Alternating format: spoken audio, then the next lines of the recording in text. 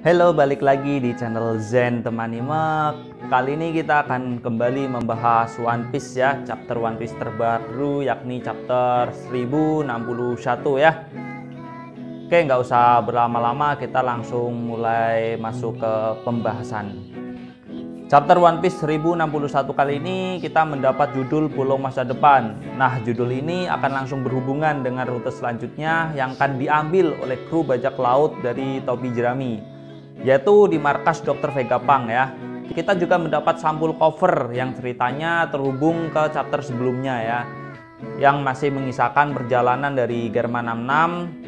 Terlihat di sini para Germa beserta dengan Caesar Clone sudah terbang dan meninggalkan Pulau Wolchek. Mereka tentunya menuju ke markas besar dari Germa 66. Halaman pertama masih melanjutkan perjalanan dari kru bajak laut topi jerami menuju ke rute perjalanan mereka berikutnya ke suatu pulau, dan di sini terlihat ada juga Bonnie yang sudah terbebas dari pusaran air, kemudian langsung ditolong oleh Luffy dengan cara menarik kakinya ya dan membawanya ke kapal. Luffy berkata, "Siapa itu?"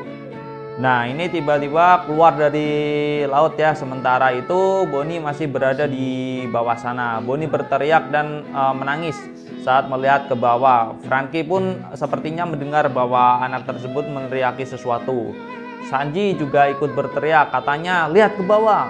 Beberapa kru pun berteriak melihat sesuatu yang aneh di bawah mereka.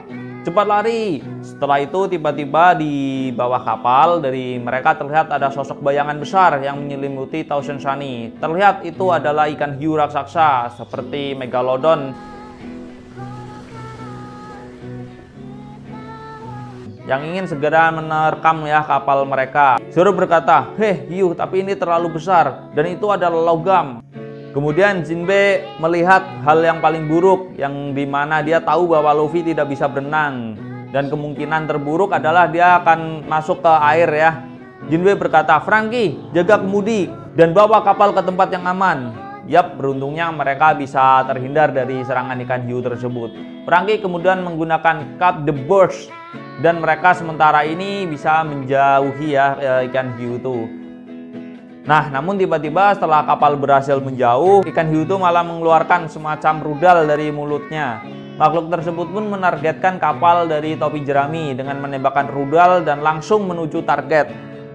Dan buang! Tidak lama kemudian kapal Thousand Sunny pun berhasil diserang oleh rudal tersebut ya. Franky berkata, "Wow, apa ini?"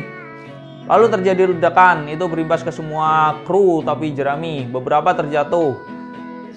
Tentu saja dari beberapa kru yang memakan buah iblis tidak punya skill ya untuk berenang. Di sini terlihat Jinbe berusaha untuk menyelamatkan mereka, terutama adalah Luffy dan juga Chopper. Ledakan ombak itu begitu kuat, jadi akan sulit untuk menavigasi kapal. Tapi pada akhirnya Jinbe berhasil menyelamatkan mereka dari bawah laut. Tiba-tiba saja ada di kejauhan ikan hiu tersebut kembali menyerang, menembakkan rudal yang sebelumnya dia keluarkan. Jinbe memerintahkan Luffy, Chopper, dan juga Bonnie untuk segera menghirup nafas dalam-dalam karena untuk menghindari serangan hiu tersebut, Jinbe berencana untuk kembali masuk ke dalam air gitu. Paus pun menembakkan rudal tersebut ke Jinbe.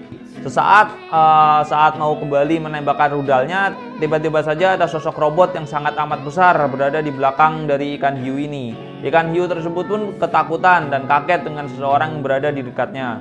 Kemudian tak lama setelah itu, robot itu pun langsung menyerang ikan hiu tersebut dan menyebabkan robot ikan itu hancur berkeping-keping. Nah, di sisi lain, beberapa kru masih berada di dalam laut dan berusaha untuk menyelamatkan diri.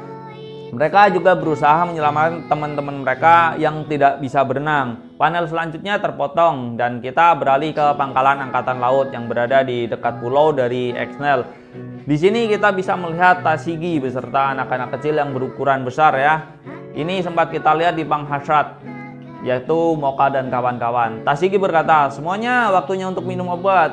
Terlihat anak-anak kecil dari Bang Hasrat ini sedang minum obat dan ada juga yang sedang bermain dengan yang lainnya. Di panel ini kita juga melihat adanya member baru dari pasukan G40. Dia adalah seorang wakil kapten. Dia berkata, "Tashigi, bisakah kamu melakukan sesuatu tentang Helmippo, bocah cengeng itu?" Tashigi lantas menjawab ya, Kurasa aku tidak akan bisa melakukan hal seperti itu. Kobe adalah sahabatnya dan bahkan bagiku dia adalah murid juniorku. Sementara itu di sisi lain kita bisa menemukan adanya suatu ruangan ya yang berisi beberapa anggota SWAT yang sedang melakukan diskusi. Dua anggota SWAT tersebut mereka adalah Kapten Hibari dan juga Helmeppo. Mereka berdua mencoba untuk memohon kepada anggota yang lain untuk bisa menyelamatkan Kobe. Segera Helmeppo berkata, "Aku mohon kepada kalian, bukankah kita berada di pihak yang sama?" Gitu.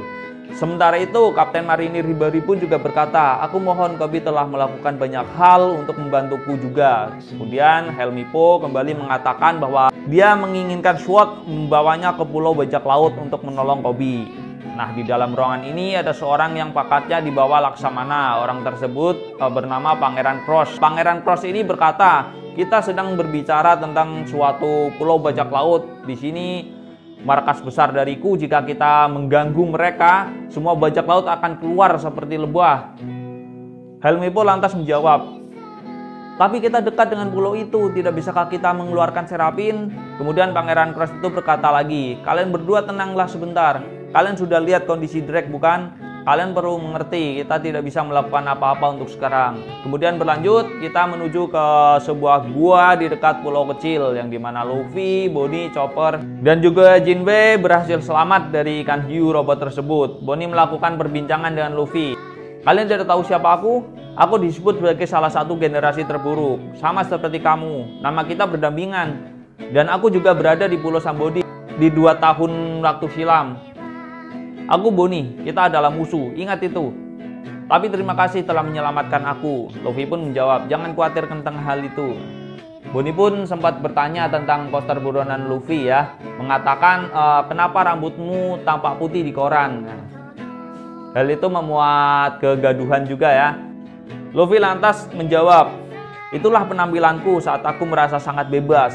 Halaman selanjutnya, Jinbe menanyakan sesuatu yang terjadi kepada Bonnie dan juga kapalnya. Bonnie menjawab bahwa si Bonnie ini datang sendiri ya, meskipun kapalnya dimakan oleh monster logam itu, tapi krunya semuanya selamat karena si Bonnie emang nggak bersama krunya. "Ah sial, aku mulai lapar," ucap si Bonnie. Luffy pun langsung meresponnya, "Mari kita cari restoran, aku juga lapar."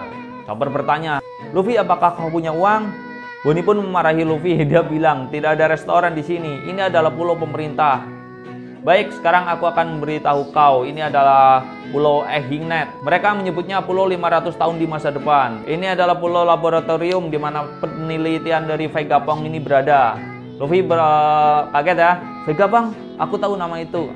Bonnie mengatakan, "Aku di sini karena aku punya urusan dengannya." Kemudian panel berpindah kembali dan sekarang kita akan menuju kondisi dari kru bajak laut Tobi Jerami ya, setelah insiden dari serangan robot hiu itu. Nah, terlihat robot misterius itu sudah berhasil mengevakuasi kapal Tasensani dari dalam lautan ya. Beberapa kru pun melihat momen itu dan mereka semua kelihatan kaget. Franky berkata, Itu robot raksasa." Usai berkata tersebut, Sanji melihat sosok ya yang keluar dari dalam robot. Gadis ini berkata, "Ini sangat merepotkan." Franky terlihat berterima kasih kepada gadis itu karena telah menyelamatkannya. Kemudian gadis itu mengatakan bahwa dia membuat kesalahan pemrograman pada robot hiu itu yang menyebabkan dia sangat liar dan terus menembakkan api keluar dari mulutnya.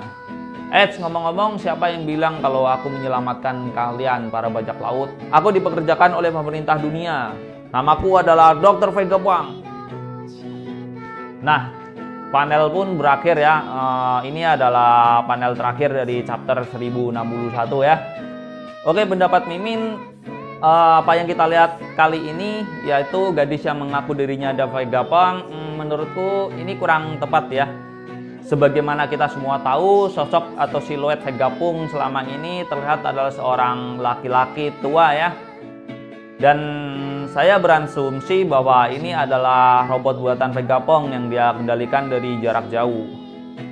Kira-kira kemungkinan terbesarnya seperti itu. Tapi ya kita nanti lihat aja gimana Oda menggambarkan sosok dari Vegapunk yang sebenarnya. Oke guys, thanks for watching. Jangan lupa buat bantu like, subscribe, dan share ke teman-teman kalian semua ya. Oke, see you.